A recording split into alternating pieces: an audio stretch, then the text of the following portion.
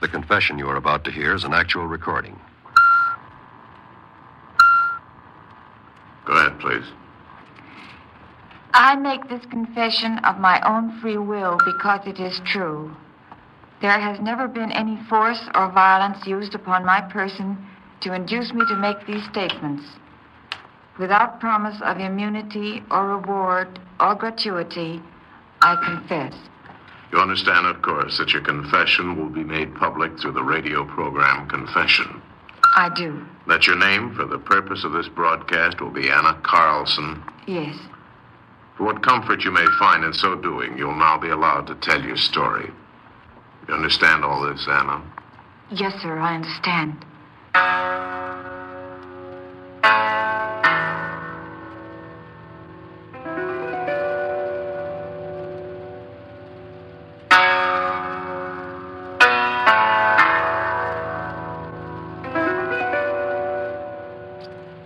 You are listening to Confession. The case history of the woman referred to as Anna Carlson is a matter of documented record. You'll hear the story of her crime experience as told in her own words.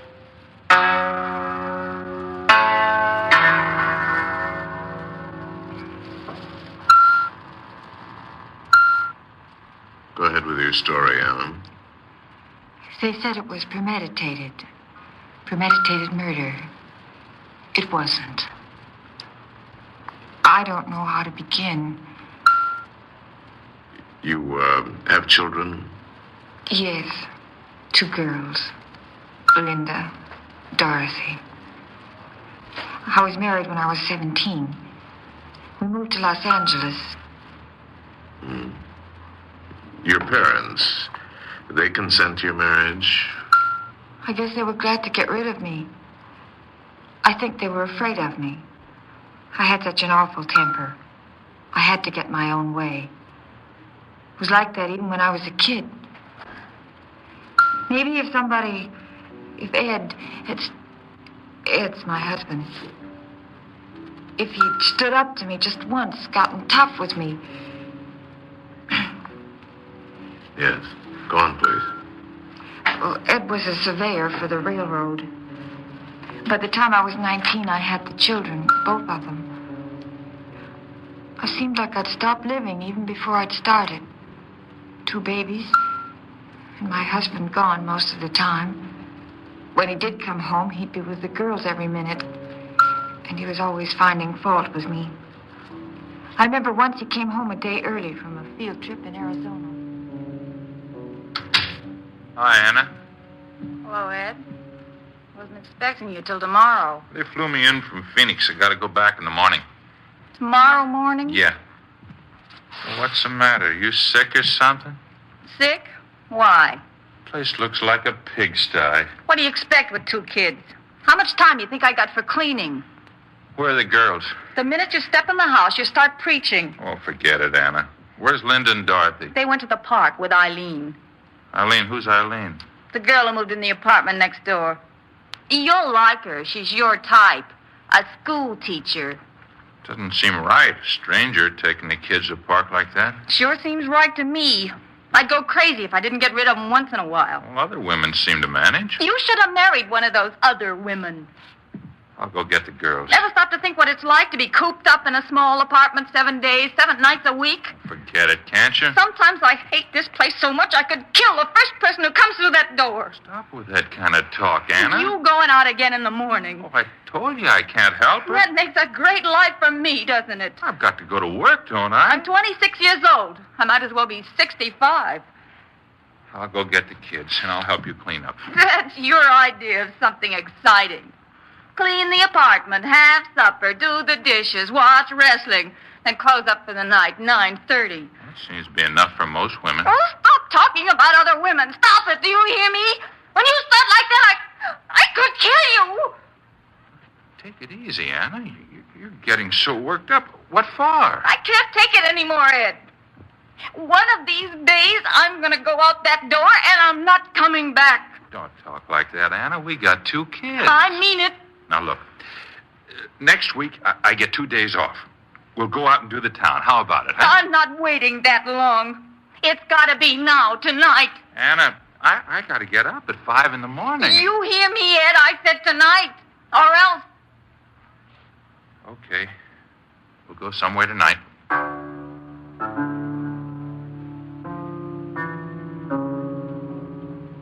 Maybe if Ed wouldn't have let me shot him down all the time. I don't know. Well, both the girls were in school by now. I had a little more time on my hands. I was bored. I started dropping in one of the neighborhood bars, a place called The Wheel. That's where I met Jim Walsh. He worked for some big bookie outfit, collecting bets at the part of L.A. where I lived. I just sat down at the bar when he came in. He sat down a couple of stools away, looked me over like I was a horse he was thinking of betting on. Jack, I'm buying the lady a drink. You just beaten a bookie for a drink. Compliments Jim Walsh. Thanks.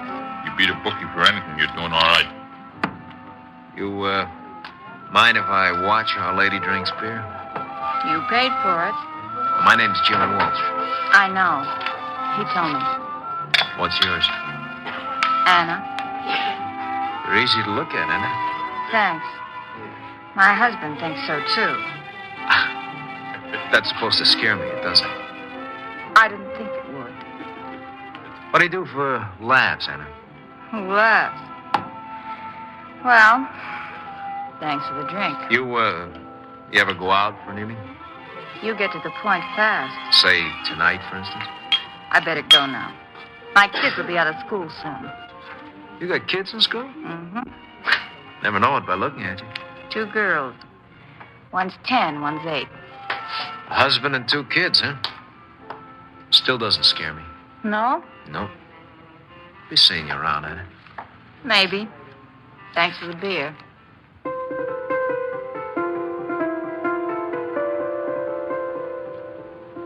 He was kind of like that, flashy talker. I remember I laughed when I thought about him after, what a nerve he had. When I got home, the girls were playing outside. I went in to fix them supper. Eileen Meadows, the schoolteacher next door, she stopped me in the hall in front of her apartment.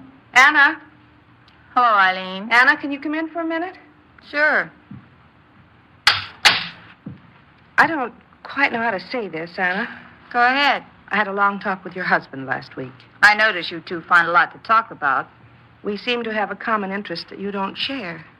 Your children. Why don't you try minding your own business? It's for your children's sake that I've made it my business. All right, get it over with. Anna, unless you do something about it, you're going to lose your husband. Lose Ed? Is that so?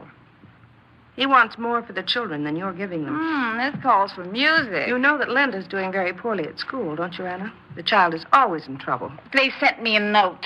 She'll straighten out. The principal has asked the child welfare people to investigate her home environment. You're bluffing. No, it's true, Anna. Now listen to me. No. They can recommend that your children be taken away from you. Do you understand? It's a lie. The whole thing's a bluff you and Ed cooked up. You keep out of my life, you busybody old man. Anna, don't! Take your hands off me. I didn't mean to do that, Eileen. You mustn't let yourself get like that, Anna. I know. I'm sorry. For a moment there, you could have killed me. When I get like that, I don't know what I'm doing. I better go fix something to eat. Eileen wasn't lying. A lady from the Welfare Bureau came and talked to me about how I ought to run my life, about not leaving the kids alone so much, and how they look. I said, sure. Everything she said, and she left. I'd seen Jim Walsh a few times at the corner bar. He tried to get me to go out with him. I didn't for a long time, but he had a way of going after things. One night, when the kids were in bed, there was a knock on the door. Just a minute. Jim. Well, aren't you going to ask me in? You've got a nerve, haven't you? Sure. Suppose my husband had been home. I found out he wasn't. Well, you can't stay here. Who said I wanted to? Get her some party clothes. We're going out. Going out, just like that. Where? New club's opening up on 19th Street. Floor show, dancing, drinks. Sounds good, Jim. But I better not. Oh, get a babysitter, I'll pay. Thought maybe you'd like to get out for a change. Live a little. I don't know. It's not I don't want to.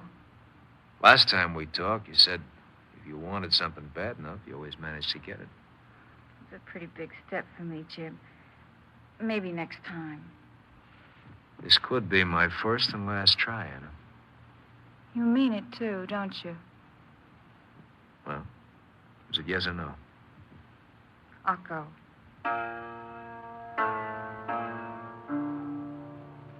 I had a good time at that club on 19th Street. Jim made me feel like someone special. The way he introduced me to his friends. The way he danced with me.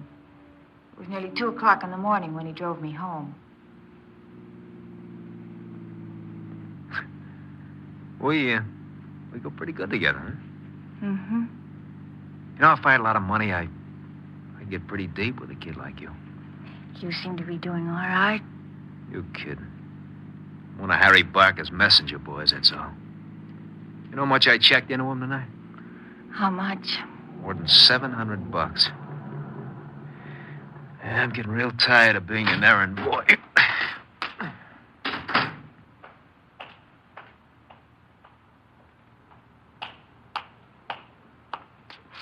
Someday I'm going to have my own outfit. I'll bet you will at that. Someday I'll have my own boys making the rounds for me. And then we'll just sit and count the stuff as they bring it in. Quit kidding, Jim. No, I'm not. I think you're something like me. You want things till you get them. Then you start wanting something else. Uh-uh. You get it all wrong, baby. Someday I'm going to prove it to you. I better go in now. Yeah. Well, baby.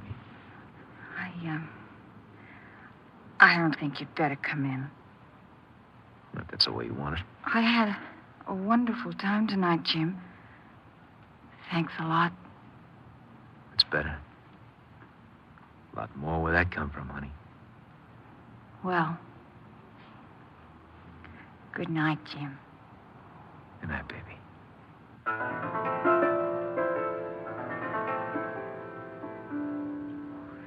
Ed, my husband and I, we became like strangers to each other.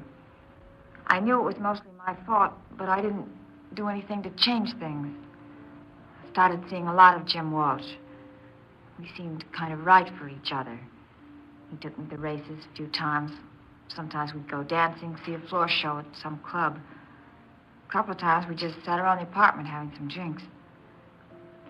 I knew Ed would find out, but I guess I didn't care much one way or the other. I'd been out driving one afternoon with Jim. I got home around 5 o'clock. Ed was there. Where have you been all afternoon, Anna? Out shopping. At what bar? There we go again. I'll go start supper. Just a minute. What? I want to talk to you. About what? Me and the girls. I hear you've been having friends up here. So what? Am I dead or something? Mustn't I have friends? Maybe I should have said friend. One friend. I see Eileen reported to you. You've never really grown up, have you, Anna? You're like a kid who wants everything he can see or touch. Oh, you're boring me. Well, you can't have everything. You can't have a home and kids and at the same time live like a high school girl or a... What do you want? A divorce? Why don't you say so? That's no answer when you've got kids, Anna. It's not just a question of us. I'm doing the best I know how. Look, I've got an idea that might work. What is I it? figure if we live in a smaller town, it'll be different, new surroundings, and we'll be together more. Whose bright idea was that? Eileen's? I've asked for a transfer up north. We can live in Stockton. It's a nice town, Anna. I've been there. Maybe you're going to Stockton. I'm not. Listen, Anna, I've been thinking about this. I'm listening. If I go, I take the kids. Take 'em then. You don't mean that. Oh, leave me alone. You haven't got the guts to walk out on me. I know it, and you know it. Eileen said it'd be a good move for all of us. She said we could still make a go of it. I don't want to hear any more about Eileen. Do you hear me? Someone crosses you and you get blue in the face, just like a kid. I'm getting tired of it. I heard enough. Someday, Ed, I'm warning you.